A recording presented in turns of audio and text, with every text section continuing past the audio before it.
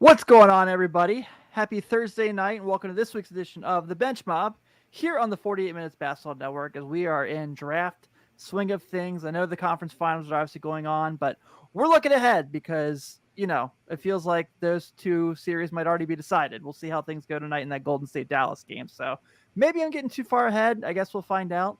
I'm Tim Daniel, excited to be here as always. We are without Sean and Josh tonight, as Sean once again acknowledging that he has more PTO than the president. Um, The most interesting man in the world, traveling yeah, everywhere. he's in Nashville this week, so yeah, and I'll be in Nashville next month. So we're like, it's always something. But joining us as always, my good friend and hopefully yours, Mr. Ben Brown. How are you, buddy? Buddy, I'm wonderful.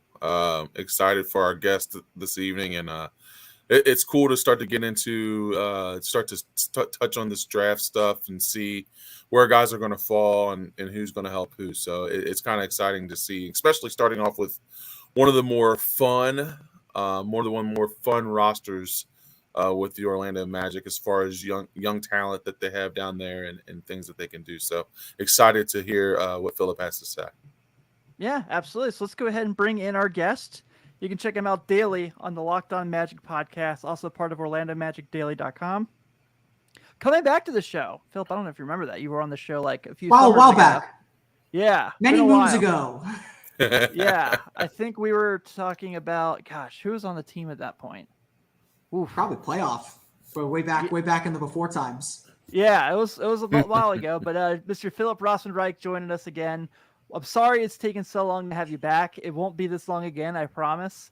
But when I saw the Magic won the lottery, and our co-host and I came on the show last week, rocking our blue Shaq and black Penny Hardaway jerseys, I knew I just had to reach out to you and bring you back on. So welcome back to the show, man. It's good to be back. It's good to be sitting in this really fun spot in the draft. It's been a while since the Magic have had any lottery luck. It's honestly one of the reasons this rebuild has seemingly taken forever. I mean, not the only reason, obviously, but it's a really interesting and exciting time to be following this Magic team. And like you said, really fun young roster. We'll see where it goes next. And obviously this pick is a big one for them. Yeah, absolutely. Before we do get into conversations about the Orlando Magic, if you are checking us out live here on Twitter, Facebook, YouTube, anywhere, this is our website here. You can check out to get our merch at 48minutesbasketballnetwork.merchmake.com. T-shirts, hoodies, joggers, every sweatshirts, you name it, we got it there. Please support the brand if you have the cash to do so. We definitely greatly appreciate it. But Phillip, I want to go ahead here because we are obviously in the swing of things. And like we've said multiple times now, the Orlando Magic won the lottery last week. If you listened to our episode last week, I played the classic Orlando Magic theme song at one point. Dude, it was beautiful. The best song ever written. Shout out to Kevin Clark for making sure that thing got life again. Yeah. So obviously, you joked about it before we came on air. Who the Magic will be taking at number one has kind of moved around a lot. Really kind of seems to be down to two names. And obviously, like you said, like with a young roster, this is kind of the idea of making the right decision. But I feel like history kind of says that if you're the Orlando Magic and you have the number one pick, why not just take a big man, right? I feel like that's what's worked out the two or three previous times, right? Yeah. I mean, you think so, but of course, this is a very different NBA where yes, right. Nikola Jokic and Joel Embiid finished 1 and 2 in MVP voting, but big men kind of don't win in the league anymore. It is, again, Nikola, plenty of reasons why Denver's not in the play, not still playing. Plenty of reasons Philadelphia got eliminated as early as they did, but big men kind of just aren't it in the league anymore. So, you're looking at a young Magic team. There are some really good young players, but they don't have that one guy that they can really build around. And so, I really think like every door is open. I mean, again, I'm not against taking Chet Holmgren. I think Chet Holmgren's really, really good. He's a really, really special player, a really, really unique talent and skill set. I'm trying to tell Magic fans, don't be upset if your guy doesn't get taken. There are 3 good options, and I really don't feel like there's a bad choice. And obviously, he said it seems like it's coming down to Jabari Smith Jr. or Chet Holmgren at this early stage.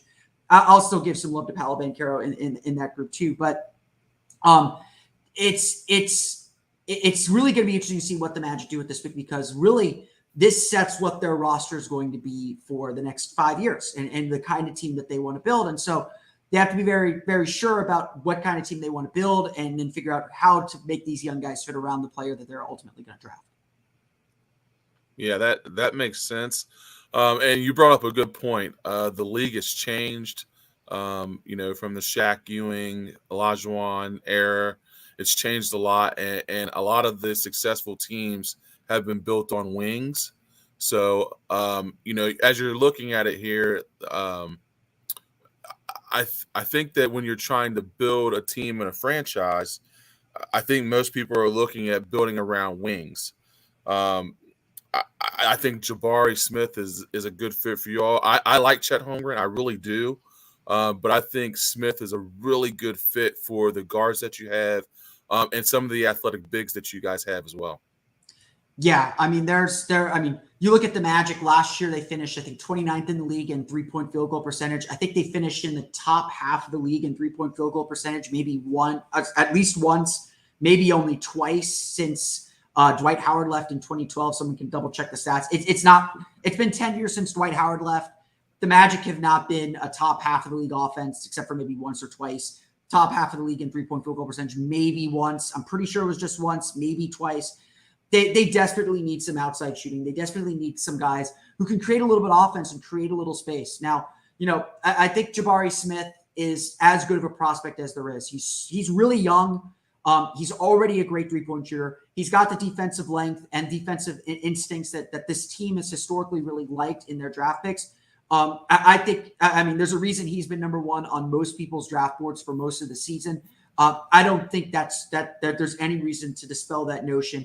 The big question with him is, can he be a number one guy? Can you give him the ball and have him get a basket? And that's something that is going to have to develop. Obviously, the kid's 18, 19 years old. You're not coming out fully formed. And so the question is, what is his ceiling? I've taken in my podcast to comparing Jabari Smith to Rashard Lewis. He's got Seattle Rashard Lewis athleticism with Orlando Rashard Lewis shooting and defense. And that's a really, really good player. That's an all-star player.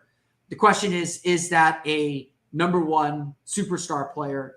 Maybe that's not what you're looking for in this draft. You just want to take the best player available. And again, that's a really good player. But I always kind of fall back to, the Magic, what they really need is that one guy they can really build around. And maybe he's already on the roster. Maybe it's Markelle Fultz. Maybe it's Franz Wagner. It could still even be Jalen Suggs. It could still even be Jonathan Isaac, to be perfectly honest.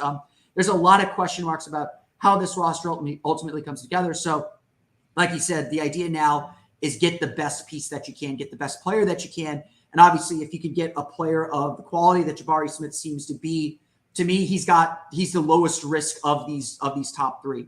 He's got a really high ceiling too. I'm not saying that he doesn't have a high ceiling and he's not going to get better and can grow into something more. But to me, he's at the very least, he's a 3-and-D wing and a very high level 3-and-D wing at that. Yeah, I love Jabari. I really like Chet too. And I think really, I know the interesting dynamic a lot of people bring up is obviously the Chet Jalen Suggs history. It's just kind of like a really unique dynamic as far as, Chet went to Gonzaga because of Jalen. Obviously it wasn't because they were going to play together, but had a good relationship with him. It's not just that, the deeper history of them. No, do explain. They went to the same high school. That's right. And they played in the same AAU team. Like, they are very close friends. Yeah. So I think that's kind of a fun dynamic to it too. Kind of like the Joe Burrow, Jamar Chase of that sport would be kind of fun. So I do like that idea. You talked about, if you draft Chet Holmgren, you're not in a bad spot. And I think, you talk about this as a guy who is a good rim protector, can also shoot a 3, 7'1". Obviously there's a lot to like, and there's a lot of like, he's gonna have to get stronger, and you can tell that just by looking at him. He looks at times like he's 7'1", 140 pounds, but also there's some, yeah, right. It's not far off, not far off. But is a really skilled player. You can make a case, obviously, as far as like maybe one of the more skilled guys in this draft. Let's say they do go the route of Chet Holmgren here. What kind of dynamic does he give them, especially having a guy like Wendell Carter on the roster? Yeah. So, my conspiracy theory for the year, as the year went on, is that the Magic played Wendell Carter and Mo Bamba together this entire season as sort of a proof of concept that it could work with Chet.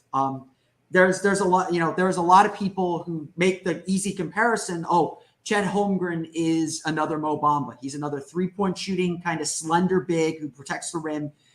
They're very similar players in that way. And so, I think I don't think the Magic did everything intentionally with this in mind, but because Mo Bamba was probably one of their better players this past season. He had a good season. He had a career season, so I don't want to take anything away from Mo.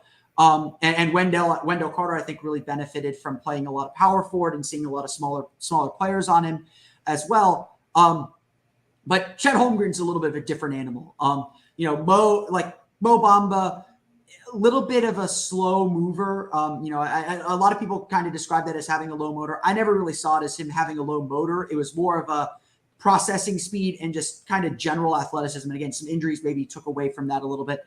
Chet Holmgren moves like an athlete. We talk about his weight, and every rookie needs to put on muscle. Every rookie enters the league needing to put on weight. Getting into an NBA strength and conditioning program changes lives. It's a completely different animal from what they've been doing in college and before. So Chet Holmgren's going to get stronger. That's not the issue. What really kind of stands out to me, and where I really differentiate him from Mo Bamba, is not just that the fluidity of his movement and his ability to process and make plays. Chet Holmgren is not afraid to take a hit. He might get bumped off his spot. He might get ducked under the rim, but he's going to stand there and take a hit. And honestly, he may not even be able to move the guy he's trying to hit. He will hit back. And to me, again, I don't want to throw Mo Bamba completely under the bus here. Mo Bamba does not like contact. He always kind of popped the 3-point line. You rarely saw him dive to the rim. You rarely saw him try and set up post-ups. He wasn't doing any of that. Not that post-ups are, super involved in the league right now. But he wasn't trying to get in the paint. He wasn't really about that unless there's a clear run to it. Chet Holmgren is not going to be afraid to do any of that. And that's a big differentiator. So as he adds strength, he's going to find his ways to score. He can if he can keep the ball handling, if he can keep that fluidity, if he can avoid the kind of injuries that maybe Kristaps Porzingis had, which is probably the best player comp that we have for Chet. If you can avoid some of those injuries, which again is a fair concern for someone that's that long-limbed. Humans are not meant to move that athletically at that height and size. He's going to be a really impactful player. He's a really smart shot blocker. He's really good at diagnosing plays and playing defense and kind of keeping guys in front of him and using his length.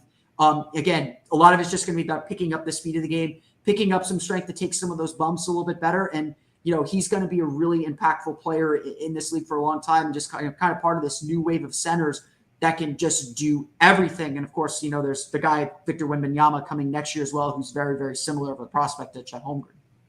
So there's another big on the roster here that if people can somehow read this very extremely small graphic that I put up together, that I'm curious about. And that's the fact that the Orlando Magic took a flyer on one Bol. Now, obviously, he was out for the season. There was the whole weird thing where he got traded to the Celtics and it fell through. So Orlando went ahead and took on, the contract. Is there any Bol future with Orlando at all? Like, is there anything? I mean, they had to acquire him for a reason. Right. They didn't give up very much to get him. I think they traded a top 55 protected second-round pick to get him and some cash. There's a reason. They essentially took him on to help Boston get under the luxury tax. I am still scratching my head trying to find a reason why the Magic did that move. I still don't quite understand it, unless they do want to keep Bol around and have him around is to see what he's about. We know Jeff Weltman and John Hammond are big time lovers of guys who have length and versatility. I am really skeptical that the Magic bring Bol back. I am really skeptical that they're going to make a contract offer to him. I've made this point several times that this Magic roster is already pretty full. You look at, even let's even take this draft pick in. You've got Wendell Carter at center. You've got this draft pick. You've got the center is a little bit short right now. Wendell Carter, Mo Wagner are the only two centers under contract right now. But among big forwards, kind of 3 forwards, you got Franz Wagner, Jonathan Isaac, Chuma Okeke, and assumedly this draft pick. That's 4 guys already that would essentially play the position that Bol is playing. I think the Magic want to play Chuma Okeke. They're going to play Jonathan Isaac if he's healthy enough to play. Franz Wagner's obviously going to probably be starting. It's not much simpler in the backcourt either with Cole Anthony, Markelle Fultz, Jalen Suggs, RJ Hampton. Terrence Ross is still hanging around. They may try and trade him. And they still got to add some guys to the roster. So I've already named 11 players, including the Magic's first-round pick. They've got 2 second-round picks as well. They're going to add some guys in free agency because they have a ton of money to spend. It's to me, if I find it really difficult to believe that they'll bring Bol back because they just simply don't have the room to play him at this point, unless it's, hey, we're going to bring you back on a minimum contract. Maybe even, I don't think they do a 2-way deal. I don't think he'd take a 2-way deal, but maybe even a 2-way deal just to keep you around, see what you have. But it's really just kind of a fishing expedition at that point. Yeah, that makes sense. I know we're talking draft picks and things like that, but you also mentioned free agency because they have a ton of money to spend. Are there any names being floated around as far as who they're looking at, they have an eye on, or possibly filling some voids as far as for their roster for next year? Yeah, it's not particularly clear. I mean, obviously, this is not a particularly strong free agent class. The Magic do have, or I believe they do have max cap room, or they can get to max cap room pretty easily. So I personally floated the idea of maybe making a run at Zach LaVine. I don't think Zach. Yeah. Tim's face just completely changed. we already gave you Wendell Carter. That's enough. and part of it is to make sure the Bulls give that pickup next year. Right. No, I don't think Zach LaVine's looking to come to a rebuild. I don't think he's looking to be part of a team that's at the stage Orlando is. Jeff Weltman has already kind of said, we're going to look for ways. We're going to look for ways to get better, but we're not going to kind of push all our chips into the middle of the table yet. They know they're super young. They got all these young guys they want to develop. So to me, they're probably looking for veteran guys who can help this team kind of move along. The way I think they'll end up using this cap room is because there are no free agents. I think the trade market's going to be super active. I think the Magic will ultimately be facilitators in trades. They'll use that cap room to absorb contracts, maybe grab a few extra picks. Maybe grab another young player that isn't being played somewhere, or a veteran player that's maybe a little bit overpaid, but they just want to bring him in just to have some veteran presence. I think there's a really good chance Orlando tries to re-sign Gary Harris. The Magic have been really kind of inventive with some of their contracts. They've done really well to front load their contracts. If you, I don't know which slide you have for the contracts there, but you notice for next season, Wendell Carter is paid, I think, $13.1 million. His contract is completely front-loaded. So his contract's decline in value over the course of that 4-year extension that he signed last season. It would not surprise me if the Magic say, hey, we will significantly overpay to keep Gary Harris just to have the number of that contract around. So in 2 years, let's say, when the Magic are ready to compete again, they can move that contract. They'll have some money to move around to try and add a significant player to their roster. That's really where I think the Magic need to strategize and be strategic with how they use this cap room, is find guys that can help you a little bit today, but kind of keep them in reserve, because you're probably going to be making, or you're hoping that you'll be making a major trade to kind of add to this group and kind of help them get over the top in maybe 2 years, maybe a year. So it's about kind of establishing the trade trips that you want to kind of move forward. And I think that's really what the plan is this offseason, to start kind of aligning your contracts, aligning the salaries where you want, so you'll be nimble enough to make those kinds of moves if and when this team is ready. You mentioned a few different names in that process. I really like the idea of bringing back Gary Harris. I thought he played really well for them. He had really good year. Yeah, shot 38% from three. Actually, in the 2 seasons he's been a Magic, he somehow managed to play 81 games. So he has played a full season as a Magic in context, just, COVID and injuries and all that weird stuff kind of plays into play. Markelle Fultz is obviously a really very unique situation. I shouldn't say obviously. He's battled injuries since he's been a member of the Magic, but has really shown this. I think he's the one thing he's shown really well in the NBA is his ability to be a perimeter defender. And I'm a big fan of Markelle's. I really want to see him play really well. I loved him at Washington, obviously. I thought the Yips situation, as everyone says, with the Sixers is obviously very unique, but he goes there and at times it looks like he's found like a second life. He obviously signed another contract with Orlando. What do you kind of see as far as like what Markelle's future is with the team? Do you think he's a guy that as they move to this next stage, he's still there? Do you think he's one of those guys you kind of mentioned they might shop around as a trade chip? I think the Magic are invested in Markelle Fultz right now. I don't think they'd actively trade him at this point. I think they believe. I would say this. I don't think first overall pick Markelle Fultz is ever coming back. We might see flashes of it here and there, but Markelle Fultz's goal to me is to be sort of like, some people criticize me for this comparison, but for me, he needs to have Ricky Rubio's career. Just be a really good distributor, defender, just game manager. He hit a three on occasion, hit enough threes to keep the defense honest, but understanding that that's not his game. And Markelle does play very, very different from Rubio. He's a little bit more aggressive. He wants to get to his spots on the floor. He loves that elbow area. He can hit mid-range jumpers off the dribble really well. He does a really good job controlling the pace of games. I know he's played only one full season in his entire career to this point, but he already feels like a veteran player. Like when he's on the floor, everything feels really, really calm. And this is despite the Magic playing at like a pace of, I think it was like 104 possessions per 48 minutes when he's on the floor. Like he pushes the pace, but he's always in control. And, for a young team, especially having a point guard that can kind of manage chaos, I think is really, really valuable. The way he finished this season, the Magic did a really good job making sure that when he came back, he was ready to come back. Like he hit the ground running, and it felt like he didn't miss a beat from where he finished, where he was before the injury last year. He really, got to the basket with ease, was creative with his passing, caught a lot of players by surprise with some of the passes he was able to throw. And I think it's really going to be interesting what happens this summer. And this is a big summer for him for a lot of reasons, and a big season for him for a lot of reasons, as it is for everybody on this roster. But this will be the first fully healthy, full offseason he gets. Every other offseason, he's been dealing with some injury. Before his rookie year, he was dealing with the knee injury, and then the thoracic outlet syndrome came in. He was dealing with TOS all through his time in Philadelphia. Comes to Orlando, he's still rehabbing, trying to get himself back. He gets that first full season's cut short by COVID, so he's got that big delay. He was a little bit late getting into the bubble, never really found his rhythm in the bubble for this team. Has a shortened offseason then, comes back, looks really good, plays 6 games, tears his ACL, spends the next 14 months recovering. This guy has never really had a full offseason to get better. And so, I think this is a big statement season for Markelle Fultz. He's got, I believe it's a non-guarantee or a team option on the 3rd year of his contract. So this will be the 2nd year of his contract coming up. So it's essentially a contract year for Markelle Fultz.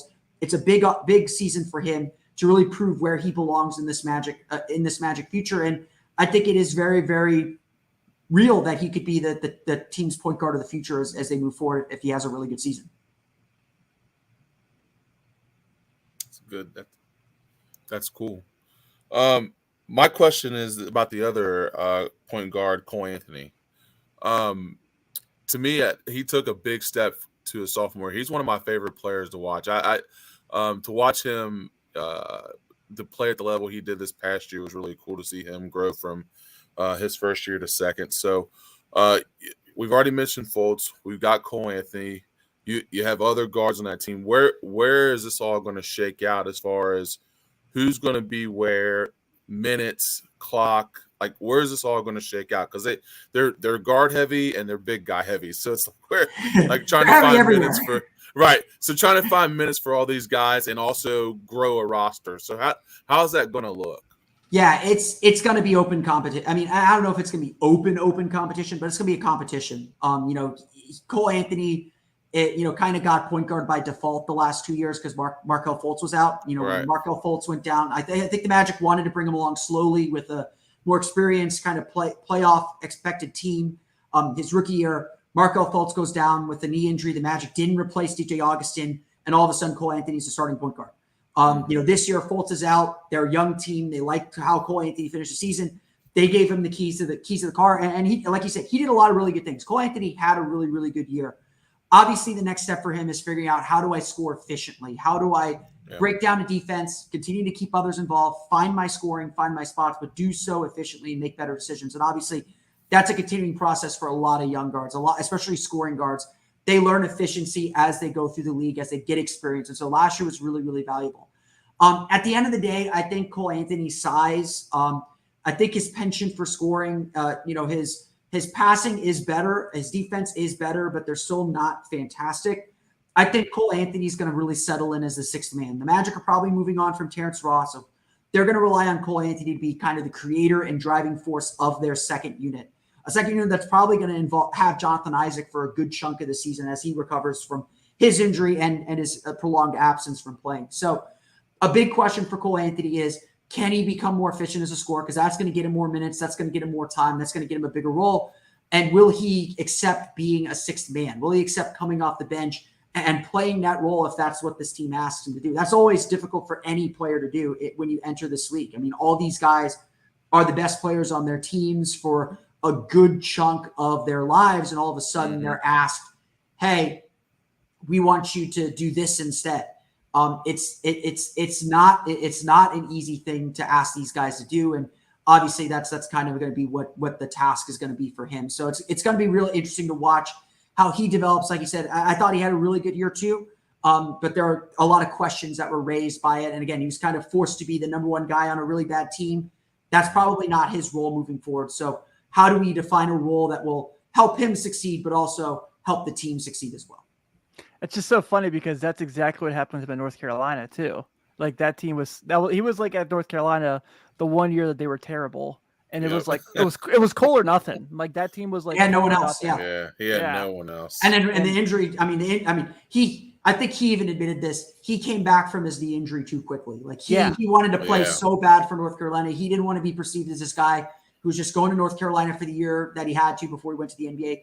Like Cole Anthony is all about his teammates. I have no doubt that, he may not be happy that he's not playing, but he's going to be happy for his teammates. He's not going to be a problem for everyone else. He loves everybody on this team. He's, he really feels like the heart of this team in a lot of ways because he just hypes all of his guys up. So I take that as genuine. He was like that in North Carolina, almost to his detriment in a lot of ways. So it's just about, okay, let's find the right role so we can get the most out of you for the team as much as anyone else. And he's fully capable of starting if the Magic need him to start too. Right. Yeah, absolutely. So you mentioned Jonathan Isaac, and obviously this has been a very, I'm sure as a Magic fan, irritating stretch of just will he or will he not be able to play. So, is there an update there? And also, when is the organization going to finally retire the number 1 and make sure no one wears it again?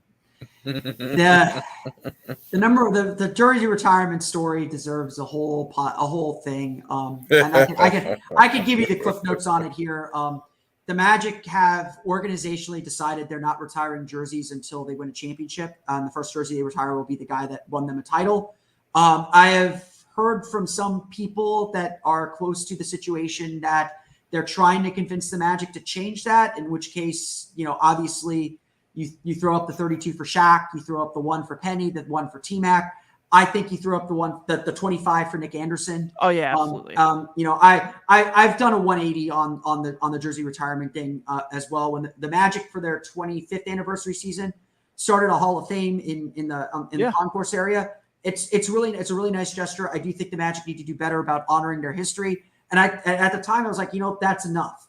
But now as we're seeing like a new generation of fans come in, I always feel like these kids don't know how important Nick Anderson is to this franchise. And the last thing any Magic fan should do is think the first thing they think of when they think of Nick Anderson should never be the finals. It should always be he's the original Magic player. He's still in the building. He still works for the team. But he's the original Magic player, stole the ball from Michael Jordan. Like the greatest, probably the single greatest individual play in Magic history. Which probably says more about Michael Jordan than anything else. But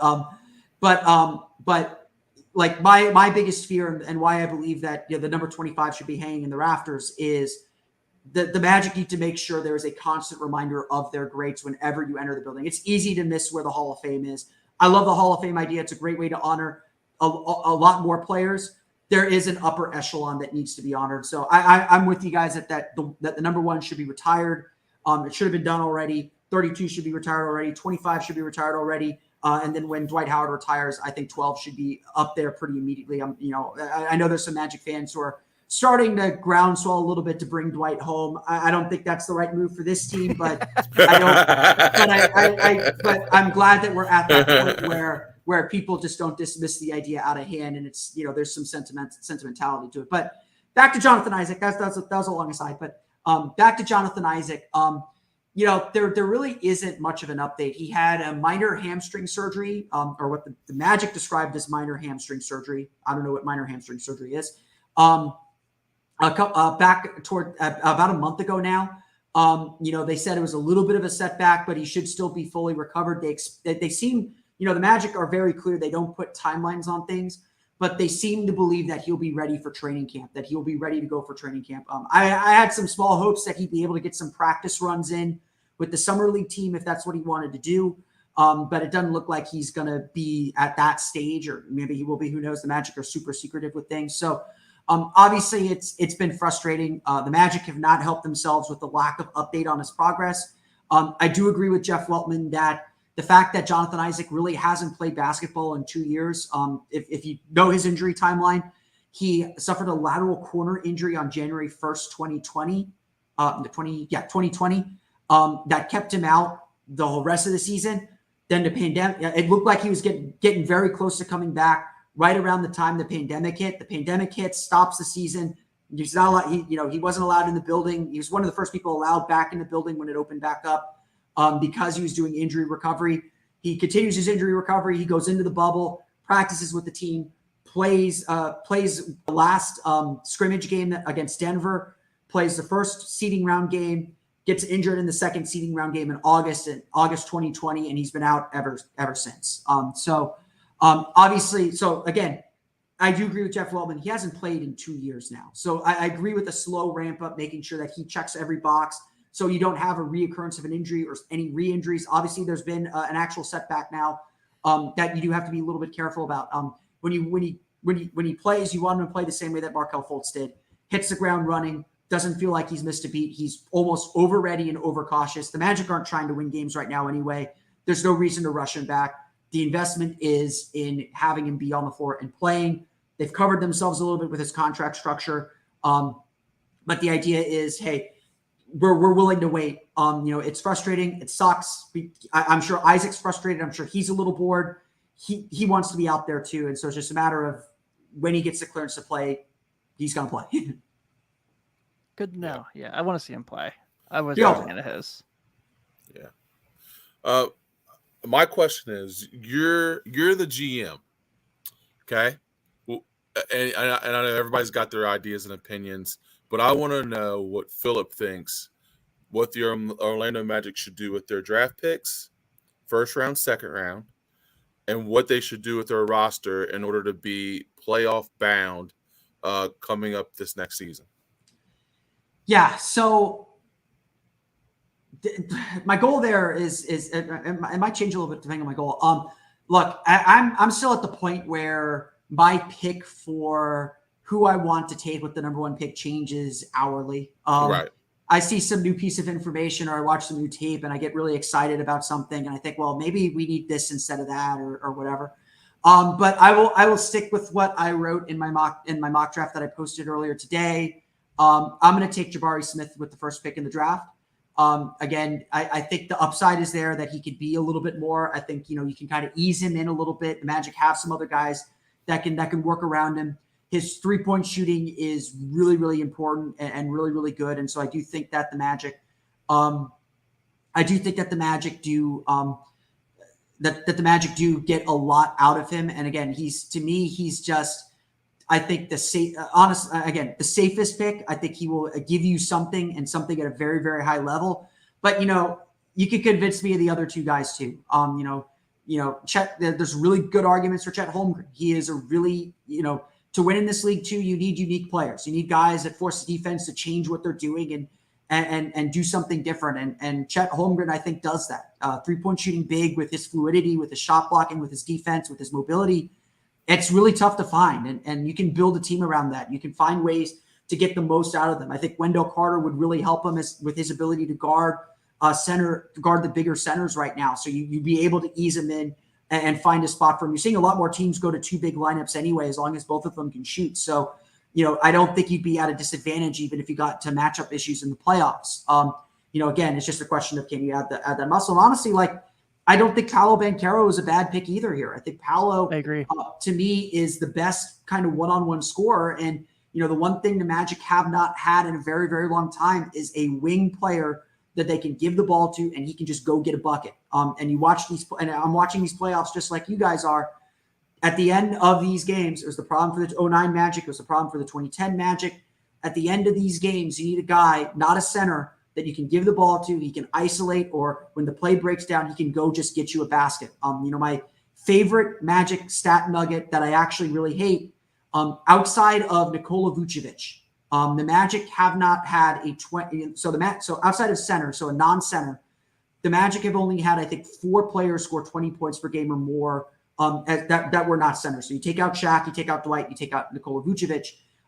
They are Nick Anderson, Penny Hardaway, Tracy McGrady, and Steve Francis. Steve Francis was the last non-center to average 20 points per game for a season in Magic history back in 2005. There are a couple who got close. Hito Turkoglu got 19.9 one year. Jameer Nelson had 19.9 in 2009. There are a couple that got close. But, in a league that is all about scoring, the Magic have been about defense for a long time. They have not had guys who could just go score 40 points. I mean, Victor Oladipo had a stray 40-point game here and there. Vince Carter had that one 48-point game, I think it was, in 2010. They haven't had dynamic scores. That's a fun Woj bomb right there. I was about to bring it up. Yeah. They haven't had, sorry, news breaks, man. They haven't had they haven't had a guy that can just go get a bucket. And so I think there's, before the lottery, before the Magic were actually sitting in the chair, I was taking Paolo number 1 in a lot of my mock drafts, because it was just like, I just need a guy that can go. I want to build around a guy that can get me a bucket at the end of the day. But I've been kind of convinced off that. I've kind of cooled on that idea a little bit. Yeah, so what Phillip was referencing, for those who are going to catch this later, we're recording as Woj reports the news that ESPN NBA draft analyst Mike Schmitz has finalized a deal to become an assistant general manager with the Portland Trailblazers.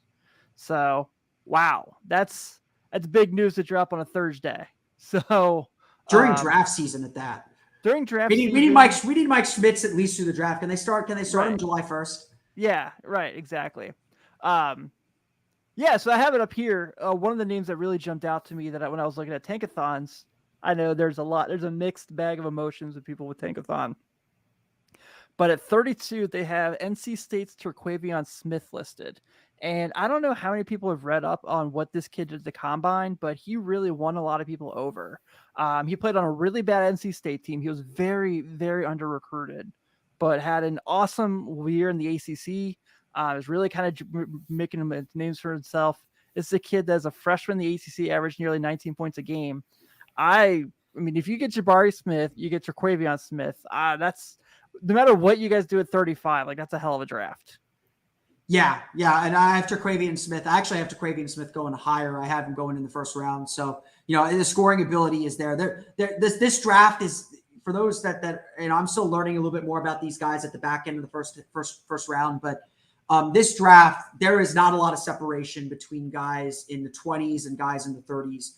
Right. It's not a particularly strong class. There's not a lot of shooting in this class. But like you said, Turquavion Smith, I watched a little bit of tape on him. I got to watch a little bit more. Really good just getting downhill, getting to the basket from what I've seen. Good size for guard of his size. It's just a matter of, can he score efficiently? Obviously at NC State, there's a lot of defensive attention on him. Can he hit threes? That for every guard, that's going to be a huge question for them, and all that. The other guy that I really like, and I kind of skipped over him in my mock draft because I just got draft fatigue writing it all day. I really like David Roddy from Colorado State as well. Me too. Really good small forward prospect. Obviously at a smaller school, but from everything I saw, he checks a lot of boxes for a lot of teams out there. Yeah, I like him a lot too. He's a name that really kind of jumps out to me. This last draft obviously was a good one for Orlando. Getting Jalen Suggs to drop in your lap when a lot of people really thought he was going to be taken in that top by Toronto before, obviously, Scotty Barnes ended up being awesome. So not a bad pick for the Raptors by any means. And then, because of some trade you guys made with some franchise, Franz Wagner dropped in your lap at 8. man, I wonder if that franchise really could have used him this year. Yeah. But we'll never know. Yeah, never know. We'll never know. By the way, I'm sure like you'd be amazed that Bulls fans are like really sick of Vooch, and that blows my mind. Yeah. I mean, I love Vooch to death. Same. Greatest dude in the world. That's a tough spot for him. Like Orlando, the way Steve Clifford built his offense was tailor made to take advantage of everything Vooch does well, and honestly hide a lot of what Vooch doesn't do well. And I think Chicago really struggled to find that balance, especially with all the guys they added. I mean, obviously Vooch had never played with a guy as good as Zach LaVine. Adding DeMar DeRozan, I think that kind of just pushed him out to the perimeter a little bit too much. I didn't watch a ton of Chicago, but he was taking a lot of threes, and really his best 3-pointers are trails, pick and pops when the floor is spaced. It's not him as a spot up guy.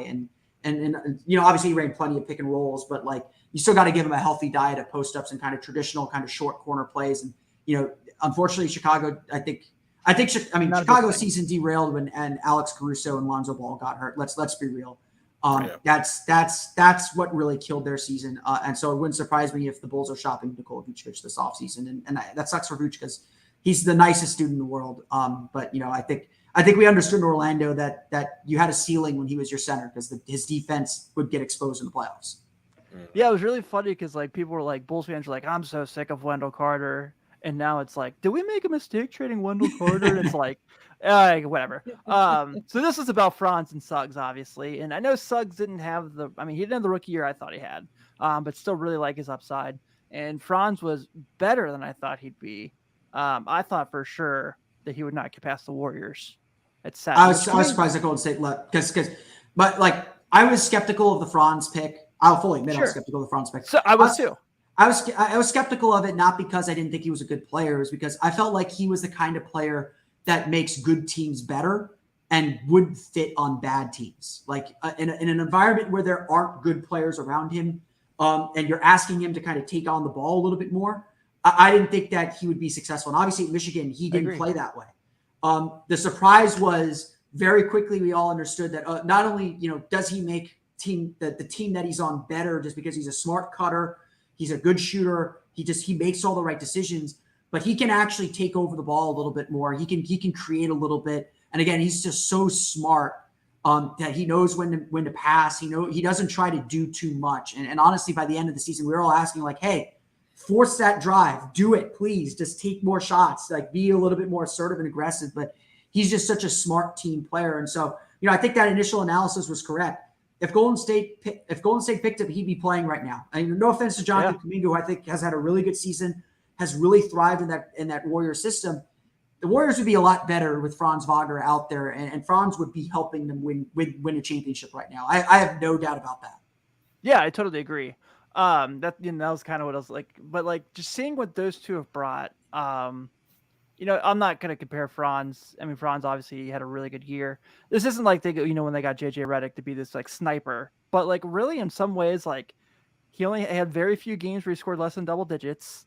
Had some obviously big scoring games, just like, and we're obviously everyone was surprised by how good he was his rookie year, but like, where do you see year 2 Franz Wagner as Orlando grows and obviously has this big pick coming up? Yeah, I mean, I think the big development that we'll see from Franz is, I think this year the Magic did a really good job kind of just very narrowly defining his role. Like the goal was, we want you to be really good at X, Y, and Z. And he was really, really good at X, Y, and Z. Yeah, he was. And they were like, we're not going to touch B or A this year. We're going to save that for later. We're going to see what you can do this year. And that was part of the frustration I think a lot of Magic fans had about the way that he developed.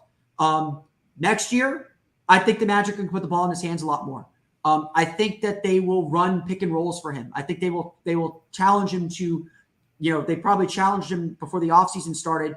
We want you to work on your pick and roll ball handling, on your pick and roll reads, on your ability to work in the pick and rolls so that we can put the ball in your hands a lot more. My big thing for him, develop a 2-dribble pull-up. I think he took less than 20 mid-range field goal attempts this season. Everything that he shot was either at the rim in the paint or beyond the 3-point line. He did not take any pull-up jumpers. And mid-range jumpers are the providence of the stars. I call it the providence of the stars. Franz Wagner's earned the right to take mid-range jumpers, and I believe he can be really efficient as a mid-range jump shooter. So my big thing for him, if I could pick one thing for him to work on this offseason, a little 2-dribble pull-up. Just take a 2-dribble pull-up because he's so good already at keeping guys on his hip and keeping them off balance so that he can explode to the basket or reset and go back out to the three-point line. He had a couple of just incredible step-back threes that just caught the defense completely off balance. If he can develop a little pull-up jumper on top of that, no one's going to be able to stop him. You're going to have to commit 2 to him to get the ball out of his hands. And that's really kind of what's next for him is like, okay, you understand how to do a lot of things. Add this next element to your game, and all of a sudden, you're I wouldn't say that he's necessarily going to be like a super duper star, but he's going to be able to do a lot more and be a big time scorer in this league. Yeah, absolutely. Well, man, I think we, Ben, did you have any other questions you want to get to? No, we hit them all. Yeah, I do want to ask you this last one. Okay. So I'm probably the wrong person about this because I dream of living in Orlando. It's like I tell my wife just about weekly that I want to move there. Disney World's my favorite place in the universe. So I go yearly. I proposed there. I had my honeymoon there. Like, it's my place. Yeah. Why does it surprise you that it's so hard to get like bigger name NBA players to want to live in Central Florida? I think a big chunk of it is nobody knows or goes to Orlando outside the parks. True. I think and I'm a lifelong Orlando resident. I've seen the city from, grow over the last 20, 25 years, or for I'm 33 years old. So my whole life, it's been just nothing but growth. I think Orlando people don't experience Orlando. They come through the perception of Orlando is it's a Disney town. I think the fan base, I think there's good fans here. I really love Magic fans. I love the Magic fan community. But it's hard to deny that a lot of fans in this city moved from other cities, were fans of other teams. And, look, it happened a lot this year. It was a constant storyline. And the Magic, to me, have lost a generation of fans by being bad for 10 years. They get outdrawn in their own building sometimes. So I think there's this perception that, Orlando doesn't have its own identity. And I would agree with this, honestly, that I think one of the things that's really happened over the last decade with Orlando, and again, this is a big missed opportunity by the Magic for being bad for that long, or for being kind of irrelevant for that long. Orlando's really started to try and develop its own identity. UCF is the big university here. It's got one of the largest enrollments. A lot of those students are staying in town now. If you go to an Orlando City soccer game, the environment there is like a college football environment. It's loud, it's passionate. There's people who love this city and love what the city's about. Not to get into politics here, but Orlando is probably the most liberal city in the state at this point. It's very welcoming and open to everyone. To be perfectly honest, it is really a crossroads and a melting pot for this state. As much, Miami is too, obviously, with a lot of the Central American, Caribbean American, Hispanic population there. Orlando's got a lot of the same elements, and it's just a very welcoming and exciting and young community. But because it's young, it just hasn't established an identity. And I don't think, especially people nationwide, understand that about Orlando, because when you come to Orlando, you don't come downtown. You don't, you go to the parks, and the parks, I love the parks. Disney's fantastic. I'm a Universal Annual Pass holder.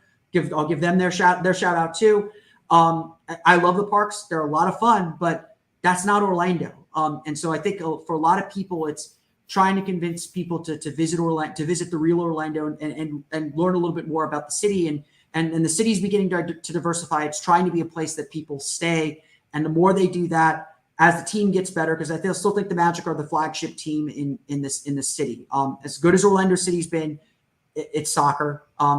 Soccer's not for everyone. I love soccer. I love Orlando City, but it's soccer. It's still a little bit of a college football town, but among pro sports, the Orlando Magic are still the tent pole team. And when they get good, you're going to see the Amway Center really, really rocking. And I think that's when Orlando's going to start to shine, and people are going to start looking at Orlando a little bit differently and say, like, that place was really exciting. What they've got here is really, really exciting. I'm going to check the city out a little bit, take a little bit of a tour of the city, and really understand what's going on here and why Orlando's quickly become one of the really growing metropolises here in the state of Florida. Awesome. Yeah, it's really good insight. Awesome. So I appreciate that. Well, man, this is so awesome. Thank you so much for taking just a little over 50 minutes to hang out and talk with us. Surprisingly, had you on the show and did not talk about Penny Hardaway once, my favorite player of all time. Ask away, man. Penny's the best. My favorite player ever. Man, literally, that's my guy. So I cover the University of Cincinnati basketball program. So whenever Memphis is in town, I'm always break out my Penny shoes for that game. Just, respectfully. We love when Penny comes to Orlando with Memphis too. It's weird when he's on the other sideline. But hey, the Magic supposedly went after Penny last year for the head coaching job. I was not surprised that he decided to stay at Memphis despite his clear disdain for the NCAA and its stupid rules. And that is true. Their rules are stupid. But Penny, I think Penny did a great job coaching Memphis, and I think his time will come to be in the NBA at some point whenever he's ready. Yeah, I did too. And I also did not bring up to mention that the classic Orlando Magic jerseys are timeless. They can fit in any generation. Bring them back. Wear them forever. They're like the Yankees pinstripes. They will always fit in. Always. So just bring them back. None of this orange. Now that the Magic have the number one pick, on the orange, those jerseys they wore last year would have looked 100,000% better in blue. I'm ready for the orange to go away too. Yeah. But now that the Magic have the number one pick, the last time they got the number one pick, they changed their jerseys like 2 years later. So this is probably going to be a brand change, a little bit of a brand shift or adjustment coming up here for the Magic. Would not be surprised if a New Jersey that's a little bit more traditional pinstripe. They obviously can't go all the way back to the original pinstripes, but would not surprise me if they're starting to think how do we remake the image of this franchise now that we have a number one pick? That's what the Bengals did. And look, they played in the Super Bowl. Exactly. So, yeah, it works. Very true. Works. Very true. Yeah. Well, Phillip, you've been awesome. Thank you so much, man. And before we get out of here, please take a second to shout out where people can find your work, your social media, if they want to interact with you. Please the floor is yours, man. Yeah, a lot of places. So the main place, if you want to read my written work, is on OrlandoMagicDaily.com. You can follow me there on Twitter at OMagicDaily. I try to respond to everything that I can. So if you make as long as it's not something that I just, as long as it's not something stupid, I'll respond for the most part. You can also follow me on Twitter at PhilipRR_OMD. That's PhilipRR_OMD. And you can listen to my podcast, of course, at Locked On Magic, wherever you download podcasts. Awesome. Well, thank you, man. We'll have to do this again really soon. It won't be another 5 years or so. We'll probably be previewing a playoff series next year when the Magic are we'll hope the Magic are the 6 seed, Bulls are 3 seed. Does that sound good? Sounds wonderful. I'm all for it, man. Perfect. Well, thank you so much. We'll do this again soon. Everyone, thank you so much for tuning in to tonight's episode. On behalf of Ben, Sean, and Josh, have a great week, and we'll see you next week.